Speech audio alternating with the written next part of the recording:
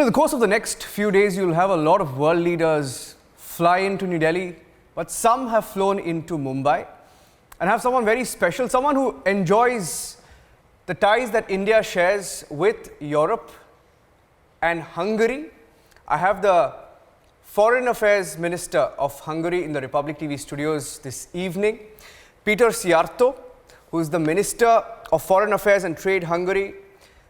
Just to introduce Peter a little bit and what Peter's government and Peter's country stands for at this time and age. He's a nationalist, he's a young leader, one of Hungary's youngest ministers, independent, conservative on issues that concerns his people.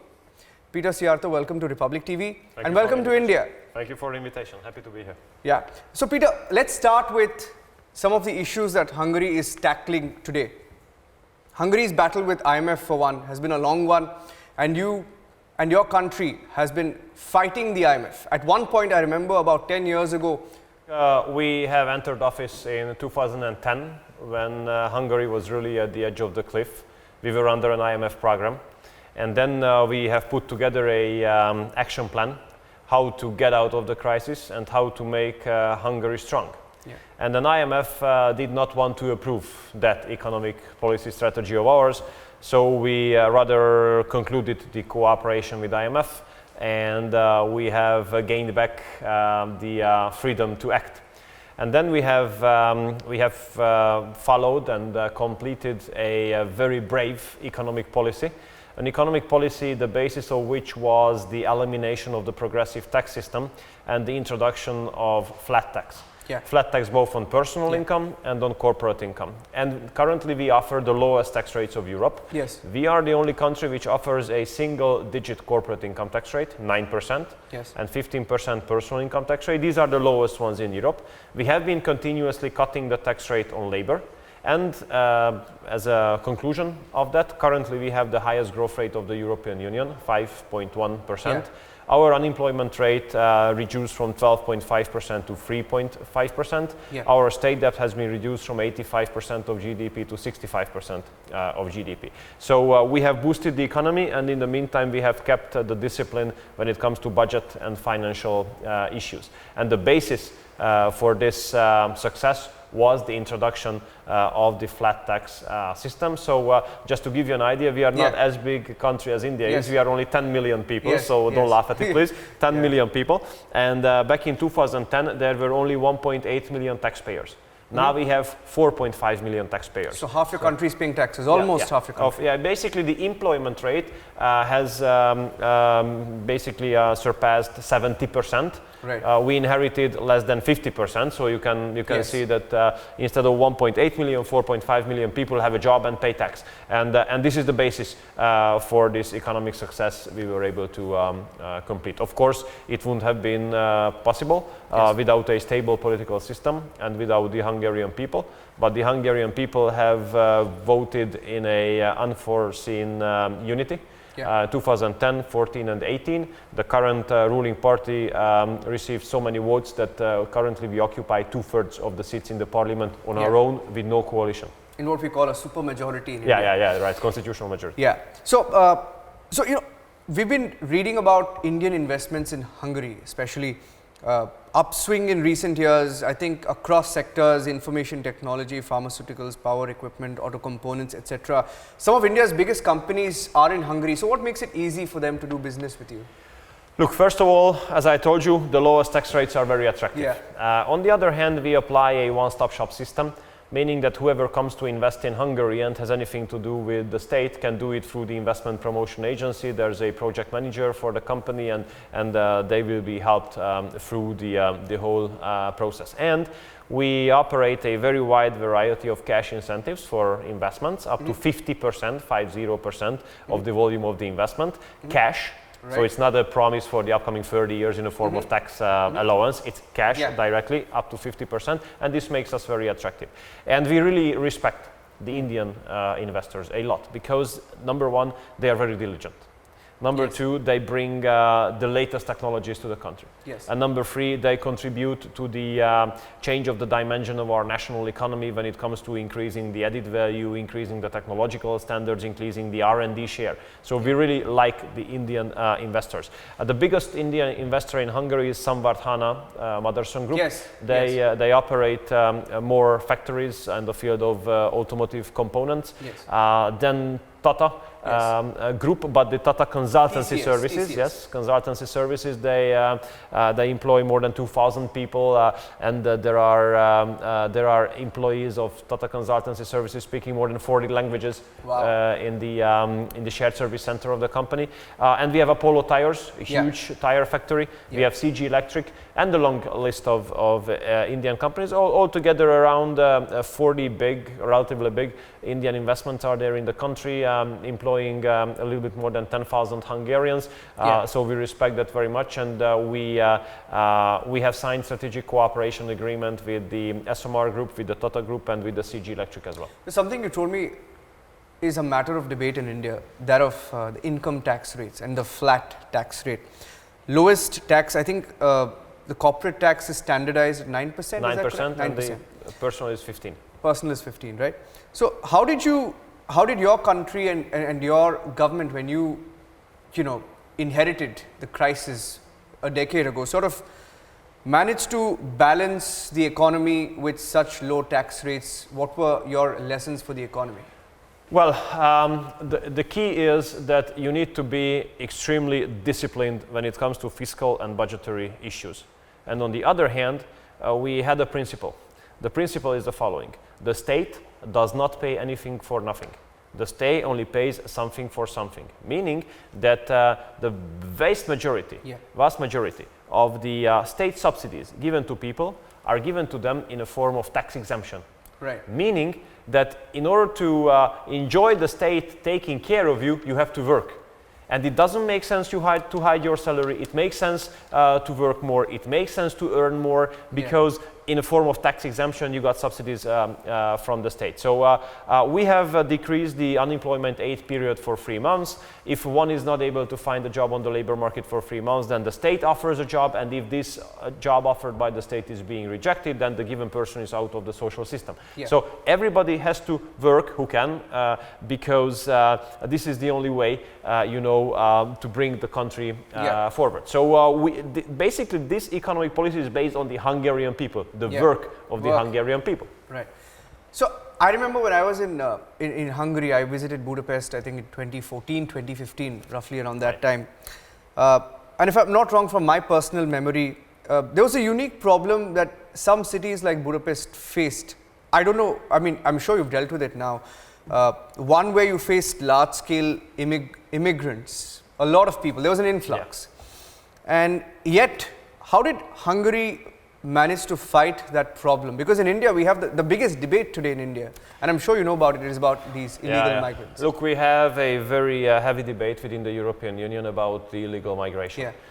We belong to that group of the countries which runs a very strong anti-migration policy. Our policy is the following: that we stick to our right to make a decision on our own whom we would like to let enter the territory of our country, and with whom we would like to live together, and with whom not. So this decision must be made by us Hungarians, and not by Brussels, not by Geneva, not by New York, not by international organizations, by us Hungarians. So what we have done was, we have sealed off the green border. We have built a fence there, a strong one, which does not allow anybody to enter the territory of the country illegally. And we made it very clear that the only way to come to Hungary is the legal way. If someone would like to come to Hungary illegally, we consider it as a violation of our sovereignty, and we push it back. So currently, I can tell you that we belong to that little number or small number of EU member states, which country does not have any illegal migrants on the territory of the country. We have zero, because we made it clear that this is not the way. You spoke about border fences. Going by your statistic, certainly they work. Border fences work. Hungary did it, and Trump wants to do it.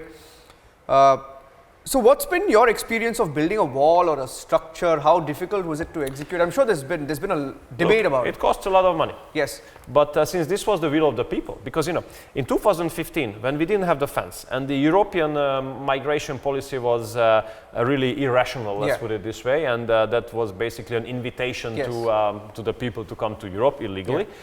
There were 400,000 illegal migrants marching through the territory of the country, behaving extremely aggressively, showing no respect to the Hungarian people, to the way of life of ours, to our rules, to our laws, to our culture, nothing. Attacking our police, occupying public areas, blocking the railway lines and the highways. So the Hungarian people had a very clear expectation to stop it. And this is the obligation of the state. It's the obligation of the state to ensure the security of the country and the citizens. So we started to build a fence very quickly.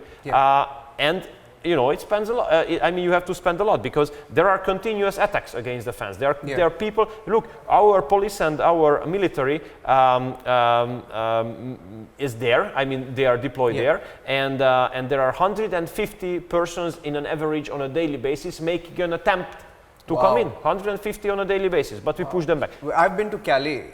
Just when Calais in France, the camp when the Paris attacks happened. I remember I saw the sort of the aggressive behavior of most of these immigrants. So I sort of, agree with most of what you said.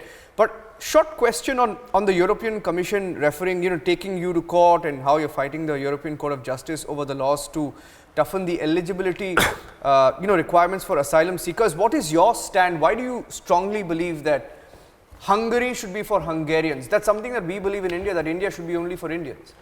Look, what I can tell you is the following. Those persons who violated our border have crossed at least 6 safe countries before they got to Hungary.